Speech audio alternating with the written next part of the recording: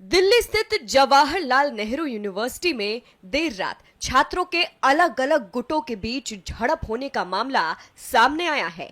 छात्रों के दो गुटों के बीच विवाद इतना बढ़ गया कि दोनों पक्षों ने एक दूसरे पर मारपीट और पत्थरबाजी के आरोप लगाए हैं। घटना के बाद परिसर में कुछ समय के लिए तनाव का माहौल बना रहा।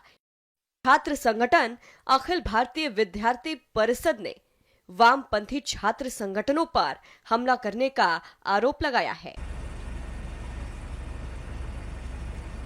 देखिए, कल रात को लेफ्ट की तरफ से एक मार्च निकला था। इनका 7-8 दिन से प्रदर्शन चल रहा है अपनी मांगों को लेकर।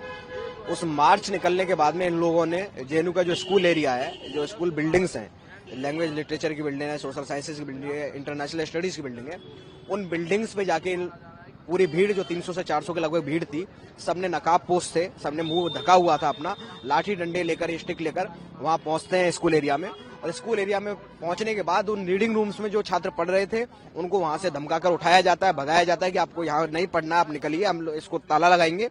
और जो लोग विरोध करते हैं उनको वो मारते हैं।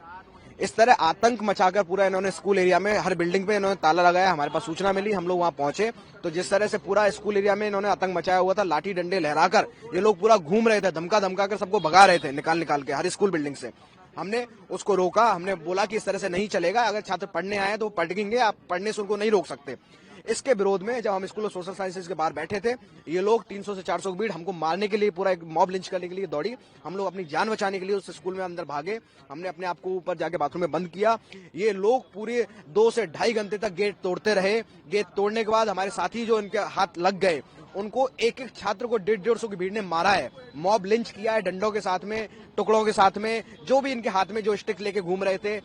पूरी तरह से एक छात्र को 150 की भीड़ मार रही थी बुरी तरह से, जब तक कि वो अधमरा नहीं हो गया, गंभीर स्थिति उसकी नहीं हो गई। और उसकी स्थिति में छोड़ के लोग उसको वहां से भागे हैं। पूरी पुलिस वहां उपलब्ध थी, जेएनयू सिक्योरिटी वहां उपलब्ध थी, लेकिन किसी ने कोई हेल्प नहीं की, सिर्फ मूक दर्शक बनकर देखते रहे।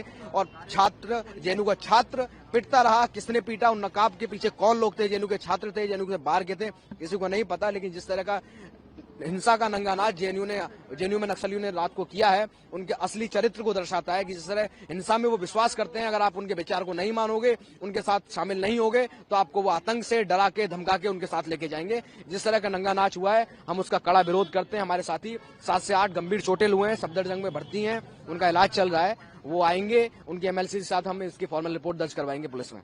कल जो है जो तमाम वामपंथी संगठन है यहाँ पे जेएनयू में, उन्होंने एक कॉल दिया था साबरमती टी पॉइंट से लेकर के वीसी हाउस के घर तक मार्च का। मार्च करने के बाद ये लोग आते हैं तो ये जो संख्या होती है 300-400 की, वो नकाबपोश स्थिति में जो है स्कूल एरिया में घुसती है। और वहाँ पे स्कूल एरिया में जो कॉमन स्टूडेंट्स वहाँ के स्कूल्स में रीडिंग रूम्स में पढ़ रहे होते हैं, कॉमन रूम्स में पढ़ रहे होते हैं, उनको जाकर के धमकाती है कि यहाँ से बाहर निकलो, नहीं तो तुम लोग को हम लोग मारेंगे। और जो ये नकाबपोश स्थिति में रहते हैं, इनके हाथ में हॉकी स्टिक रहता है, इनके हाथ में लोहे के डंडे होते हैं, इनके हाथ में चाकू होते हैं, इनके हाथों में पत्थर होता है। और वहाँ पे जो छात्र रीडिंग रूम से हटने के लिए इनकार करते हैं, उनके साथ ये लोग मारपीट करते हैं, दुर्व्यवहार करते हैं। उसके बाद से जो क्या होता है कि उसमें अखिल भारतीय विद्यार्थी परिषद के 2-3 कार्यकर्ता होते हैं, उनके साथ भी ये लोग मार पिटाई करते हैं। जब हम लोग को ये सूचना मिलती है कि हमारे कार्यकर्ताओं के साथ मारपीट हुई है, तो हम लोग वहां पर पहुंचते हैं।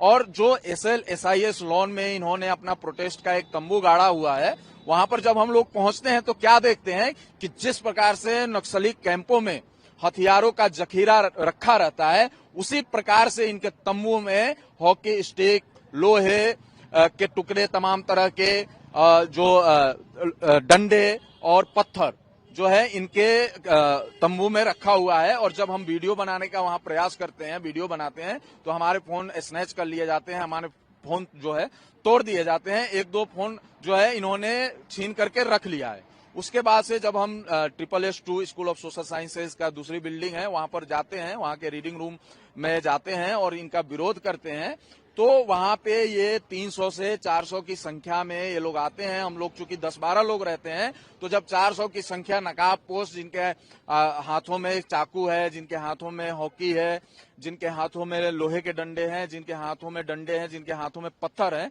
इतने बड़े बड़े पत्थर उठा करके जो है हमारी तरफ फेंकते हैं। तो वहां से हम डर के मारे जो है कुछ स्टूडेंट दूसरी तरफ भाग जाते हैं और कुछ स्टूडेंट अपनी जान बचाने के लिए उसी स्कूल के बिल्डिंग में जाकर के छुप जाते हैं।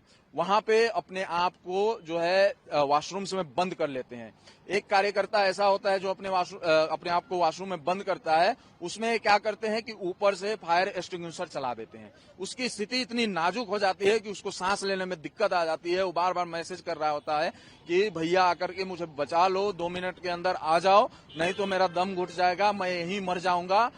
और जो ऊपर की तरफ जो कार्यकर्ता भाग करके गए रहते हैं या जो छात्र छात्रा भाग करके गए रहते हैं, तो ऊपर की तरफ जाते हैं, वहां पे वॉशरूम का ये लोग गेट तोड़ते हैं। वहां से कार्यकर्ताओं को निकाल करके 100-150 की संख्या में, चूंकि ये भीड़ इकट्ठी रहती है, तो उनके साथ पिटाई करती है और उनको बुरी तरीके से ये लोग मारते हैं, पीटते हैं, जिसमें जो है हमारे 6 से 7 कार्यकर्ता घायल हो गए हैं। 2-3 कार्यकर्ताओं की स्थिति बहुत ही गंभीर है, जो अभी सफदरजंग अस्पताल में भर्ती हैं। और वहां पे दिल्ली पुलिस भी SSS-2 के बिल्डिंग के नीचे खड़ी होती है। वहां पे JNU सिक्योरिटी गार्ड भी SSS-2 के बिल्डिंग के नीचे खड़ी होती है, लेकिन केवल और केवल मुखदर्शक बन के रहती है।